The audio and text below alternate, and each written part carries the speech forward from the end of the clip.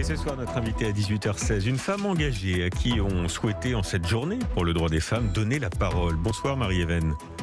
Bonsoir. Merci d'être avec nous. Vous êtes directrice générale adjointe de la plateforme Cdiscount et vous faites partie donc des personnalités qui ont décidé de s'engager avec une belle initiative. On va en parler dans quelques secondes. D'abord, je voulais vous poser une question plus personnelle. Est-ce que vous, dans votre parcours professionnel, vous avez déjà été confronté au machisme et à cette idée que quand on est une femme, il faut encore faire plus que les autres ?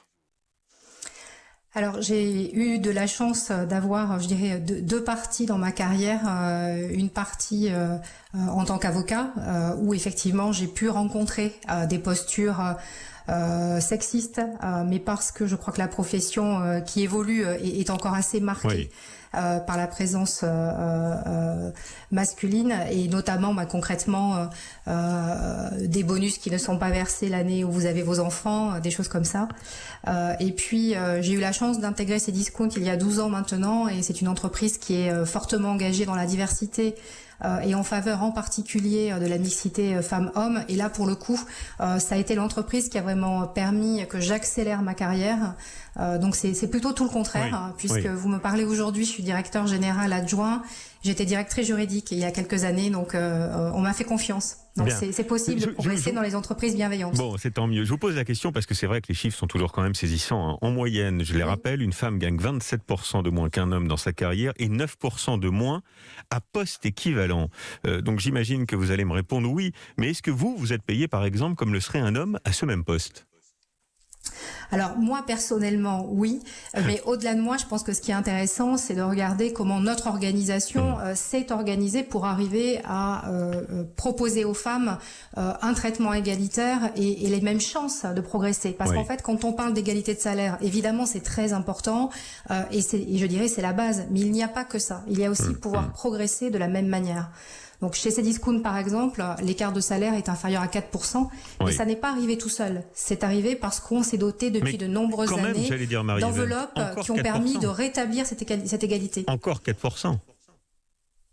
C'est très peu quand vous regardez la moyenne en France, mais c'est toujours trop. Et donc, comme je vous le dis, on se dote tous les ans d'une enveloppe pour gommer ces écarts. Je vous parle d'égalité dans la promotion des femmes, ça c'est très important.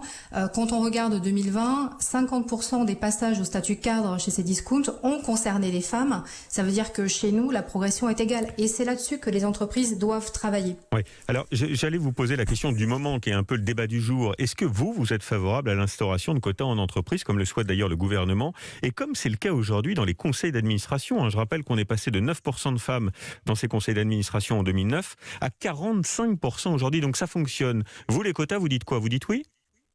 Alors moi, je pense qu'avant de se poser la question est-ce qu'on est pour et contre les quotas, c'est pourquoi on est obligé de mettre en place des quotas. On est obligé de mettre en place des quotas parce que quelque part, on ne peut faire que le constat d'échec collectif qu'on n'a pas réussi à proposer aux femmes une vraie place dans l'entreprise.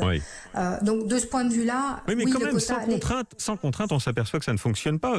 Un exemple criant, une seule femme par exemple aujourd'hui dirige un groupe du CAC 40, c'est Catherine McGregor chez Engie. Et elle n'est pas PDG. C'est exactement mon point. Et donc, c'est la raison pour laquelle le quota, en soi, ça n'est pas satisfaisant comme mesure, mais c'était essentiel pour pouvoir retourner la table. Il faut de la contrainte. Donc, je pense qu'on a une question de momentum, en fait. Si on veut accélérer les choses, les quotas sont une façon d'accélérer un mouvement qui doit se faire.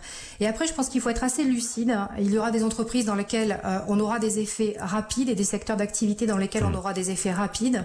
Et puis, il y a quand même des secteurs d'activité où la présence de la femme est une vraie difficulté. Alors, on connaît évidemment le BTP. Moi, je peux plus particulièrement vous parler des femmes dans la tech. Et les femmes aujourd'hui sont cruellement absentes des métiers technologiques. C'est vrai que c'est la question que j'allais vous poser. Dans la tech, c'est criant. Pourquoi aucune femme ? Il y a Bill Gates, Jeff Bezos, Tim Cook et tous les autres, que des hommes, pas de femmes. J'allais vous dire, c'est d'autant plus étonnant que la première personne à avoir codé, à avoir construit un programme informatique, c'est une femme, c'est une Anglaise, et c'est au 19e siècle. Donc on se demande pourquoi aujourd'hui les femmes ne sont plus là. Elles ne sont pas dans les entreprises, mais ce qui est plus inquiétant, c'est qu'elles ne sont pas dans les écoles non plus, puisque à peu près 15% des sorties d'écoles digitales sont des femmes. Donc en fait, ça veut dire quoi ? Ça veut dire qu'il faut travailler à deux niveaux. Au niveau, nous, des entreprises, d'entreprise, évidemment, mais au niveau de la formation et dès le collège. Oui. Chez Cdiscount, par exemple, on reçoit des collégiens, on va dans les collèges pour montrer ce qu'est un métier dans la tech et pour montrer que autant un homme qu'une femme peut prendre cette opportunité. D'ailleurs, il y a quelque chose qui est frappant, Marie-Hélène. Vous parlez de formation et de technologie. On parle d'une école d'ingénieurs. On ne parle pas d'une école d'ingénierie, par exemple. Ça aussi, ça peut paraître anecdotique, mais ça raconte quand même la société. J'essaie de voir les choses au-delà du vocabulaire. Je pense qu'il faut être très concret dans ces sujets-là. Je donne un exemple. On a monté un programme de formation pour devenir développeur informatique ou développeuse informatique. La première promo, c'était en 2019 et on a eu quasiment que des candidatures masculines. Oui. Donc en 2020, qu'est-ce qu'on a fait ? On a rédigé l'annonce différemment et on a écrit Cdiscount est une entreprise engagée pour les femmes dans la tech. Femmes, venez, nous vous attendons. La réalité, c'est que même nous les espérons. Oui. Et ça a tout changé. C'est-à-dire qu'on a eu un vivier de CV féminin qu'on n'avait jamais eu. Et notre promo 2020 est une promo qui est majoritairement féminine. Oui, la question Donc, de au-delà confiance. des termes, je pense qu'il faut des dispositifs volontaristes pour arriver à faire venir les femmes. Mais les termes font aussi partie d'une évolution culturelle et la confiance aussi, on va en dire un mot. Je voudrais simplement partager avec vous cette grande étude que je cite de temps en temps, qui me frappe parce que ça raconte aussi l'évolution de la société.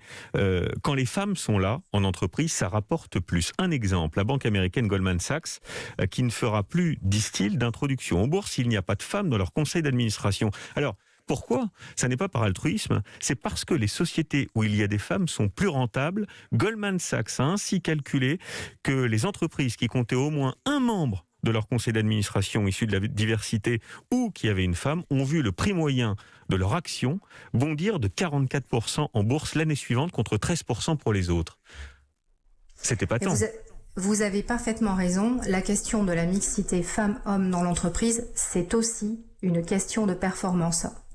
Et c'est pour cela qu'on doit pouvoir y arriver parce que c'est à la fois un beau sujet d'égalité et ça sert le projet d'entreprise. Donc il n'y a aucune raison que nous n'y parvenions pas. Oui. Alors cette égalité, ça passe aussi, je le disais, par la confiance en soi et c'est le sens de l'initiative, je voudrais qu'on en dise quelques mots, que vous portez avec d'autres personnalités. L'idée, c'est en fait d'écrire une lettre aux petites filles qui naissent ce 8 mars pour leur rappeler qu'elles ont des droits comme les hommes. Alors c'est évidemment symbolique, mais c'est important quand même cette confiance.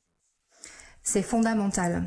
Vous savez, moi, quand j'étais enfant, on m'a dit qu'il fallait bien travailler. Aujourd'hui, je dis à ma fille, il faut bien travailler et il faut avoir de l'assurance. Il faut savoir s'imposer. Et ça, c'est un message très fort qu'on doit passer aux femmes parce que, au-delà des dispositifs que l'on met en place pour soutenir le développement des femmes, il faut que les femmes elles-mêmes s'emparent de leur destin. Et elles sont leurs meilleurs alliés. Et elles ont tous les atouts pour cela, autant que les hommes. Et ce message-là, c'est important de le faire passer, parce que les femmes sont aussi maîtresses de leur destin. Oui, je vais vous poser une question un peu polémique pour terminer, si vous me le permettez, Marie-Hélène. On va célébrer cette année le bicentenaire de Napoléon, personnage parfois controversé. Elisabeth Moreno, secrétaire d'État à l'égalité homme-femme, a d'ailleurs un peu buté sur la réponse quand on lui a posé la question. C'est un grand personnage d'État, on sait ce qu'il a apporté à la France, et en même temps, c'était un grand misogyne. Alors faut-il le célébrer ou pas ? Je pense que ce qui est important, c'est de célébrer les femmes, au-delà de célébrer les personnes du passé. Et je pense qu'aujourd'hui, c'est un beau jour de célébration des droits de la femme et qu'il faut dépasser ce sujet du 8 mars et que l'enjeu, c'est un enjeu quotidien et qu'on doit y travailler quotidiennement. Bien. Vous faites donc attention à toutes les rémunérations des personnes que vous embauchez quand elles sont femmes. Vous, personnellement, en tant que directrice générale adjointe de Cdiscount ? Oui, bien sûr. C'est un sujet que je suis personnellement. Et il nous arrive même, lorsque des femmes en candidature nous demandent un salaire qui est en dessous de nos grilles et en dessous des salaires masculins équivalents, de proposer, alors même qu'elle n'est pas embauchée, de réévaluer la rémunération. Donc oui, c'est un sujet que nous suivons avec beaucoup d'attention. Eh bien, bravo de porter ce combat-là. Merci Marie-Hélène d'avoir été ce soir l'invitée d'Europe Soir. Merci à vous.